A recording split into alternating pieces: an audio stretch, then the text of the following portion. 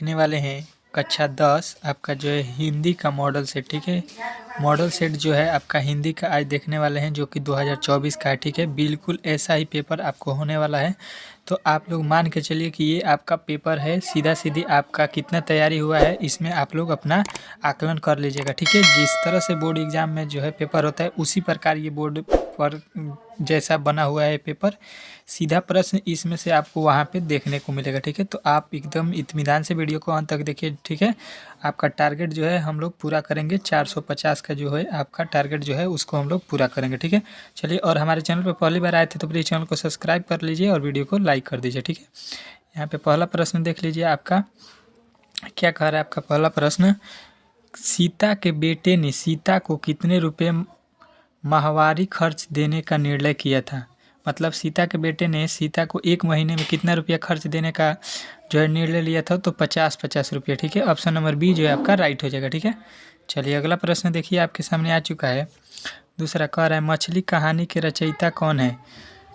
मतलब मछली कहानी के रचयिता किसने लिखा है मछली कहानी को, तो आपको याद रखना है option number D, Vinod Kumar Shukla. ठीक है, चलिए अगला प्रश्न देखिए, तीसरा, विनोद कुमार शुक्ल किस विश्वविद्यालय में एसोसिएट प्रोफेसर थे। किस विद्यालय में थे, तो आपको याद रखना है option number C, Indira Gandhi Krishi Vishwavidyalaya. Option number सी जो है आपका राइट हो जाएगा। ठीक है, चलिए अगला प्रश्न देखिए, आपके सामने आ चुका है। चौथा, फ्रांस का प्रमुख कला केंद्र रहा। फ्रांस का प्रमुख कला केंद्र क्या रहा, तो इसका जो है राइट आंसर आपको याद रखना है आविनियो रहा। ऑप्शन नंबर जो है आपका बी जो है राइट आंसर हो जाएगा। ठीक है, चलिए अगला प्रश्न देखिए, आपके सामने आ चुका है। पांचवा, बहादुर का पिता कहाँ मारा गया था। बहादुर का बाप कहाँ मारा गया था, तो आपको याद रखना है पांचवा का ऑप्शन नंबर ए, युद्ध में मारा गया था। ठीक है, बहादुर के पिता जो है युद्ध में मारे गए थे। ठीक है, चलिए आपका अगला प्रश्न देखिए, आपके सामने आ चुका है। छठा, विल्नयप्प क्या है। विल्नयप्प क्या है, तो आपको याद रखना है ये एक छोटा सा गांव है। ठीक है, ये एक छोटा सा गांव है। ऑप्शन नंबर बी जो है आपका राइट हो जाएगा। ठीक है, सातवां देखिए, भारतीय लिपियों की कहानी पुस्तक के रचयिता कौन है, तो इसके जो है रचयिता आपको याद रखना है, सातवां का जो है राइट आंसर हो जाएगा ऑप्शन नंबर डी, गुणाकर मूले हैं। ठीक है, ऑप्शन नंबर डी जो है आपका राइट हो जाएगा। ठीक है, चलिए अगला प्रश्न देखिए, आपके सामने आ चुके हैं। काशी किसकी पाठशाला है। काशी किसकी पाठशाला है, तो आपको याद रखना है ये किसकी है, तो ये संस्कृति की है। ठीक है, संस्कृत की। ठीक है, ऑप्शन नंबर जो है ए आपका राइट हो जाएगा। ठीक है, अगला क्वेश्चन देखिए, बिरजू महाराज हैं। बिरजू महाराज एक क्या हैं, तो आपको याद रखना है कि बिरजू महाराज एक नर्तक हैं, डांसर हैं, नाचते हैं वो। ठीक है, अगला प्रश्न देखिए, आपके सामने यहाँ पे आ चुका है। 10, एक वृक्ष की हत्या किस कविता संग्रह से संकलित है, तो एक वृक्ष की हत्या आपको याद रखना है ये किससे है, इन दोनों से। मतलब आपको याद रखना है कि दुष्चक्र से श्रेष्ठता। ठीक है, दुष्पृष्ठ से चक्रता और आपका सदानीरा से, दोनों से ये जो है संकलित है। अगला प्रश्न देखिए, आपके सामने आ चुका है। 11, महाशय शब्द का स्त्रीलिंग रूप क्या होगा। महाशय शब्द का स्त्रीलिंग रूप आपको बताना है, तो महाशया हो जाइए। ऑप्शन नंबर बी जो है आपका राइट हो जाएगा। ठीक है, चलिए अगला प्रश्न देखिए, आपके सामने आ चुका है। किसने कहा था सब पुराने अच्छे नहीं होते, सब नए खराब नहीं होते। ये कथन किसने कहा है, तो आपको याद रखना है ये कालिदास ने कहा है। ऑप्शन नंबर ए जो है आपका राइट हो जाएगा। ठीक है, अगला प्रश्न देखिए, कह रहा है मैक्समुलर ने सर्वविधि संपदा और प्राकृतिक सौंदर्य से परिपूर्ण देश किसे कहा है, तो किसे कहा है, तो आपको याद रखना है ये भारत को कहा है। ऑप्शन नंबर डी जो है आपका राइट हो जाएगा। ठीक है, चलिए अगला प्रश्न देखिए, आपके सामने आ चुका है। 14, किसके अनुसार सेनों के युद्धों को भी बदला गया था। किसके अनुसार बदला गया था, तो 14 का जो है आपको राइट आंसर हो जाएगा खोखा के अनुसार। ठीक है, खोखा के अनुसार बदला गया था। ठीक है, चलिए अगला प्रश्न देखिए, आपके सामने आ चुका है। मैक्समुलर को वेदांतियों का भी वेदांत कहा जाता है क्योंकि स्वामी दयानंद ने ये कहा था। ठीक है, मैक्समुलर को।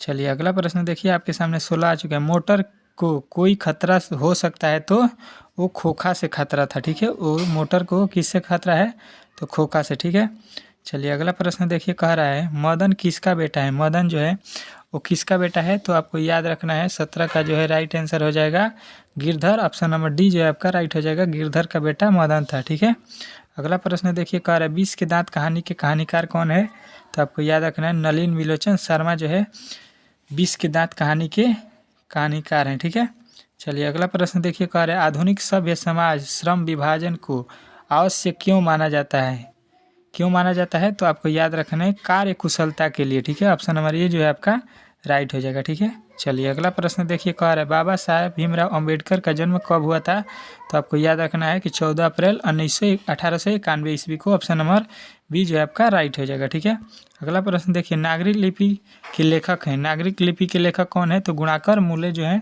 नागरिक लिपि के लेखक हैं। ऑप्शन नंबर सी जो है आपका राइट हो जाएगा। ठीक है, अगला प्रश्न देखिए, मैं चाहता हूँ कि सारी शिक्षा किसी दस्तकारी या उद्योग के द्वारा दी जाए। इस गद्यांश किस पाठ का है, यह किसके द्वारा लिखा गया है, तो आपको याद रखना है किसके द्वारा लिखा गया है, तो ये है शिक्षा और संस्कृति महात्मा गांधी के द्वारा। ठीक है, चलिए अगला प्रश्न देखिए, 23 नंबर कह रहा है राम खाता होगा वाक्य कौन सा काल में होगा, तो राम खाता होगा ये कौन सा काल है, तो आपको याद रखना है कि ये जो है आपका राम खाता होगा भूतकाल है। ठीक है, सामान्य भूतकाल है। ऑप्शन नंबर जो है आपका डी हो जाएगा, ये बीता हुआ है, खाता होगा संभावना है।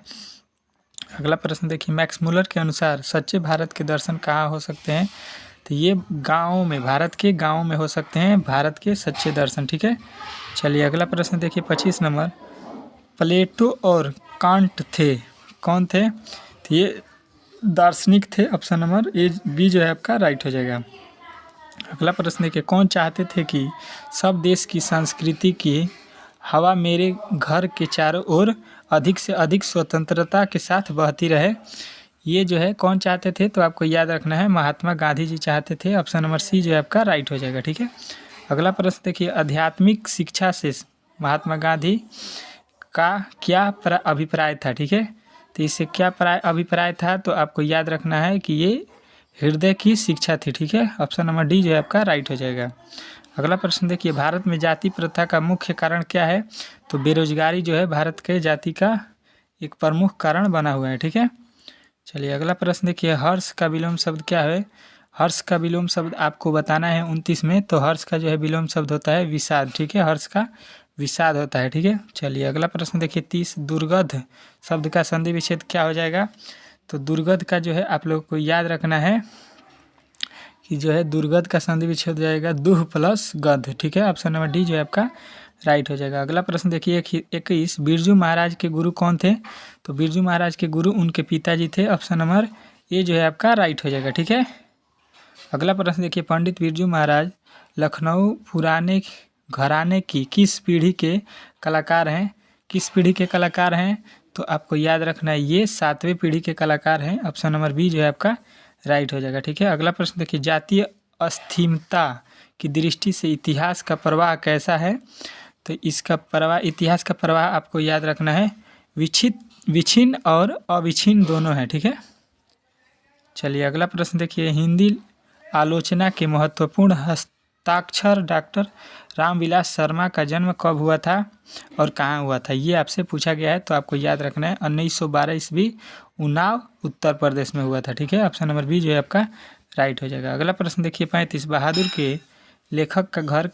बहादुर ने लेखक का घर क्यों छोड़ दिया, तो वो जो है स्वयं के प्रति लेखक तथा उसके घर वालों के व्यवहार आए परिवर्तन के कारण। ठीक है, चलिए अगला प्रश्न देखिए, 36 क्या कह रहा है, दिल बहादुर है, दिल बहादुर क्या है, ये आपसे पूछा गया है, तो आपको याद रखना है घरेलू नौकर है। ऑप्शन नंबर सी जो है आपका राइट हो जाएगा।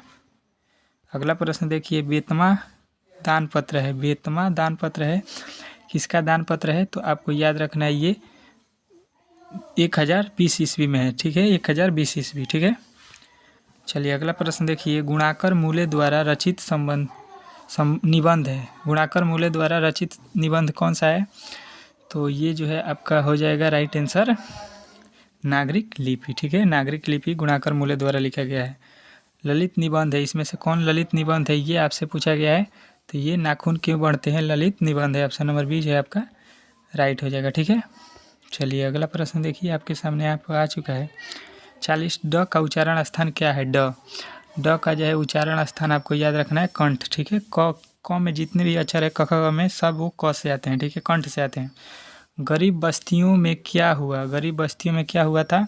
तो आपको याद रखना है धमाके के साथ देवी जागरण हुआ था। ठीक है, चलिए अगला प्रश्न देखिए 42 नंबर। एक वृक्ष की हत्या कविता के में कवि किसे बचाने की बात करता है?